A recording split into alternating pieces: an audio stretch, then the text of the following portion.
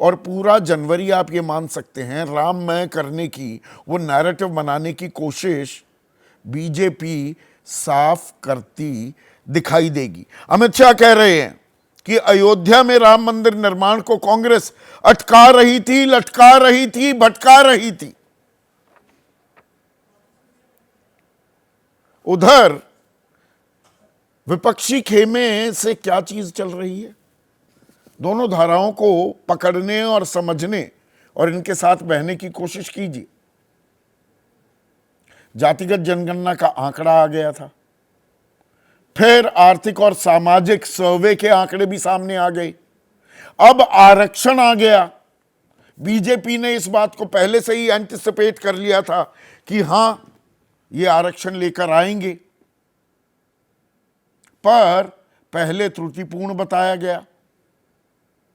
फिर प्रधानमंत्री ने यह भी कहा कि असल सामाजिक न्याय, विपक्ष कह रहा है सामाजिक न्याय, भाई जितनी आबादी उतना हक, यह मिलना चाहिए, यही सही मायने में सोशल जस्टिस है, सामाजिक न्याय है। प्रधानमंत्री ने पिछले ही महीने कहा कि नहीं, सही सामाजिक न्याय तो गरीब कल्याण है और सबसे बड़ी जाति गरीब की जाति।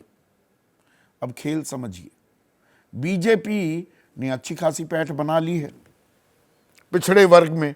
अगर हम चुनावी कुछ आंकड़ों की बात करें तो 1996 में पिछड़ी जाति के 19% वोट बीजेपी को पड़े थे 1996 में, और 2019 आते आते ये 44% हो चुका था। तो ब्राह्मण बनिया पार्टी की जगह पिछड़ों की पार्टी बीजेपी बन चुकी है। पर सवाल बड़ा ये है कि जो ये पिछड़ी जाति साथ आई, ये जातियों के तौर पर आई या ये हिंदू बनकर साथ आई?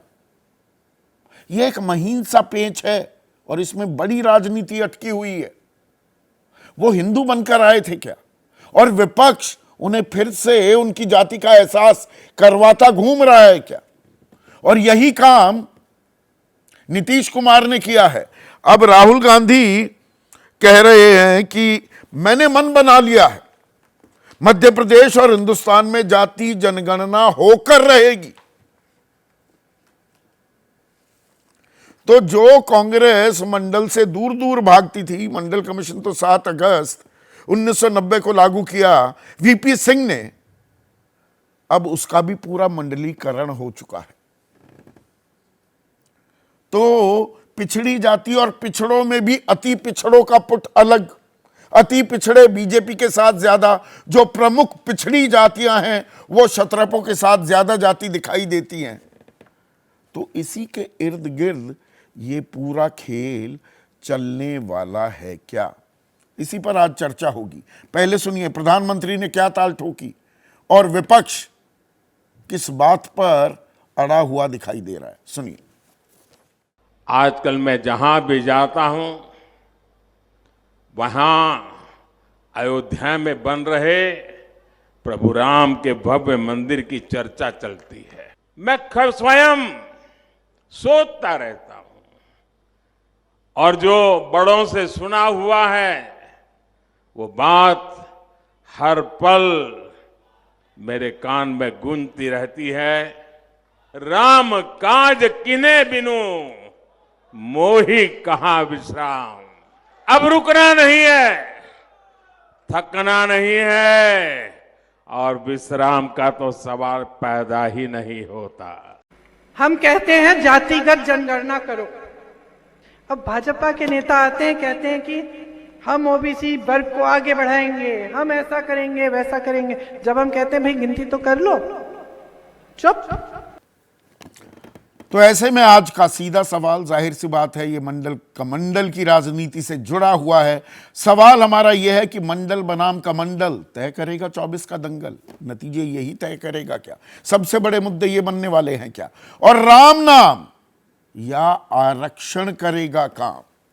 एक तरफ राम नाम की धूम गूंज बढ़ाना चाहती है बीजेपी, उधर आरक्षण, वही हिंदू बनकर वोट करेगा, जाति बनकर वोट करता है क्या?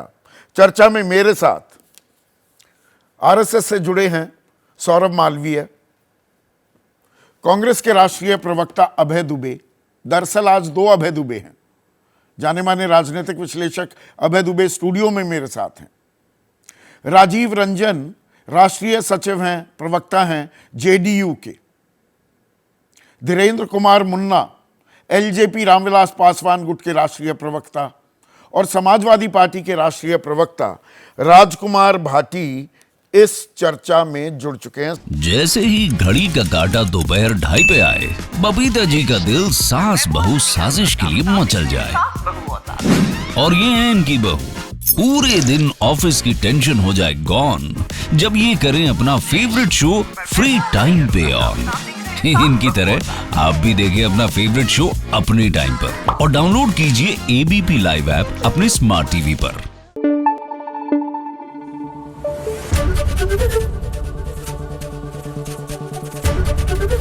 एबीपी न्यूज आपको रखे आगे।